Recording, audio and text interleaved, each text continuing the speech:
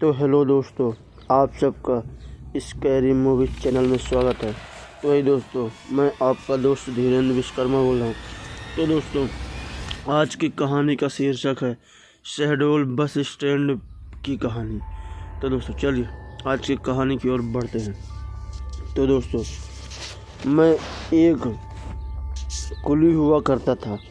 तो मैं bus stand के पास खड़ा था। तो मैं दिन भर काम करता था और एक दिन की बात है, रात को तकरीबन 5 बजे, शाम टाइम 5 बजे एक आदमी आया और मुझसे बोलता है, अरे भाई मेरा भाड़ा है, रात को आएगा, ढोएगा क्या? तो मैं उससे बोलता हूँ, अरे हाँ नहीं मैं नहीं ढोऊंगा रात को। तो फिर उसने मुझे लालच दे दिया, ये अरे सोच लो मैं तुम्हें 5,000 दूंगा। तो मैं 5,000 का नाम सुनते ही मेरा मन लालच से भर उठा और मैं उसका भाड़ा ढोने के लिए तैयार हो गया। तो तब उस आदमी ने मुझे एक पर्चा दिया और उसमें उसका एड्रेस लिखा हुआ था और उस आदमी ने मुझे बताया कि रात को मेरी एक सामान आएगा, तो उस सामान को लेके तुम्हें इस एड्रेस पे आना है। तो मैं फिर उससे कहता हूँ, हाँ ठीक है साहब, ठीक है। तो मैं तकरीबन रात के 2 बजे तक वहीं पे खड़ा था और कोई भी वाहन नहीं आई, कोई भी बस नहीं आया। तब मैं उसमें सोचने लगा कि इसका सामान कितनी टाइम आएगा, मैं काफ़ी देर हो गया है क्या। तो फिर लास्ट की आखिरी बस 3 बजे रात को आई। तो उसमें से एक आदमी ने सर में बक्सा लादा हुआ नीचे उतर रहा था और वो अपने आसपास देख रहा था। मुझे ऐसे लग रहा था कि जैसे वो मुझे ही तलाश रहा है। तो मैं जाके उसके पास पूछता हूँ, अरे भाई किसे ढूंढ रहे हो? तो वो कहता है, अरे ये एक आदमी का सामान है, उन्होंने मुझे उस आदमी के सर पे रखने के लिए कहा, कहीं वो तुम ही तो नहीं हो? तो हाँ, मैं बोलता हूँ हाँ मैं हूँ। तो वो तुरंत मेरे सर में वो बक्सा लाद देता है और मैं उस बक्सा को लेकर अपने एड्रेस की तरफ चल देता हूँ। तो कुछ दूर जाने के बाद आधे रास्ते में मुझे ऐसे लगता कि जैसे कि कोई मेरे सर में कीड़े मकोड़े रेंग रहे हैं।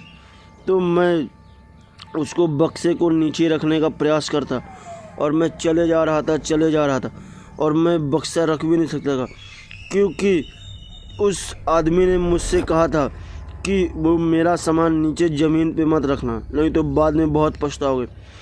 अब मुझे थोड़ा डर भी लग रहा था, क्योंकि उस आदमी ने मुझे ऐसे कहा और बस वाले ने भी मेरे सर में रख के भाग गया चुपचाप। तो मैं अब कुछ देर बाद मैं सोचता हूँ कि मेरे सर में जैसे किसी ने होल कर दिया हो। तो मुझे ये सोच के डर लग रहा था कि आखिर इस बक्से में इतने वजन क्या है।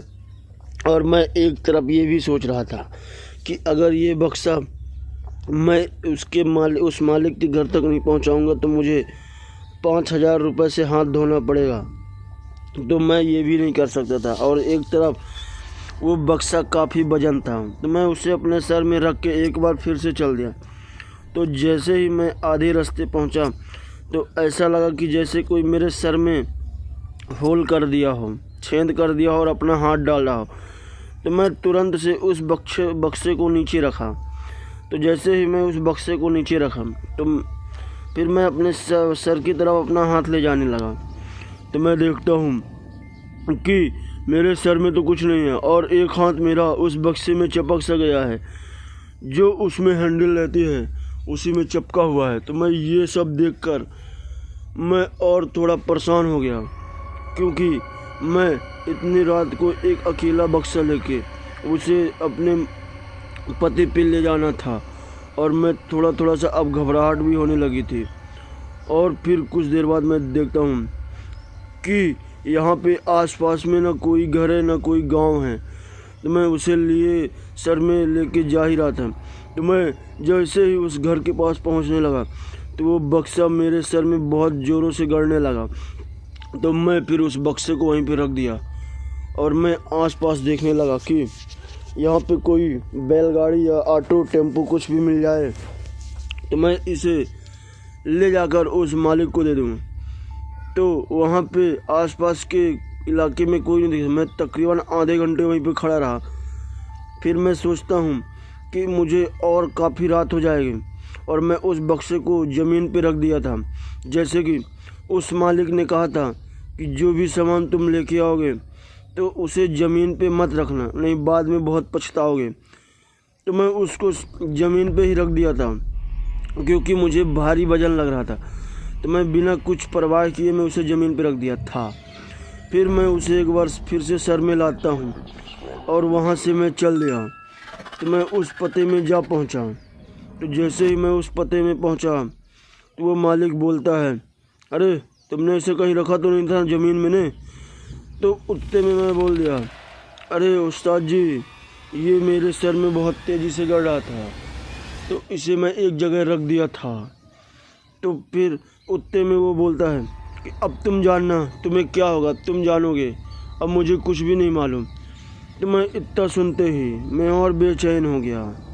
अब मैं क्या करता, और मेरे घर में बीवी बच्चे मेरा इंतज़ार कर रहे थे और मैं बहुत ही परेशान हो गया था। तो उस मालिक ने मुझे 5,000 दिया और बोलता है तुम इसे ज़मीन पे रखे हो, अब तुम जानोगे तुम्हारे साथ क्या होता है, अब तुम भुगतना, अब मेरे से कुछ नहीं लेना देना। तो फिर इतने में वो आदमी कहता है, फिर वो आदमी अपने आप पैसे लेके अपने आप घर चले गया। फिर वो मेरे पीछे पीछे मुझे जब मैं ऐसे अपने घर आ रहा था तो मुझे ऐसा लगा कि जैसे कोई मेरे पीछे पीछे आ रहा है। तो मैं पीछे पलट कर देखता हूँ कि मेरे पीछे वही बक्सा है। तो मैं उस बक्से को एक बार फिर से सर में लाता हूँ और उस मालिक के घर में ले जाके रख देता हूँ और मालिक से कहता हूँ, अरे उस्ताद जी ये बक्सा तो मेरे पीछे पीछे ही आ रहा है, आप इस बक्से को अपने घर के अंदर रख लो। तो उतने में वो मालिक कहता है कि अब मैं कुछ नहीं जानता, अब तुम जानो तुमने क्यों रखा इसे ज़मीन में, अब तुम पछताओगे। तो फिर इतने कहने के बाद मैं उस मालिक के घर में ही रात भर रुक गया।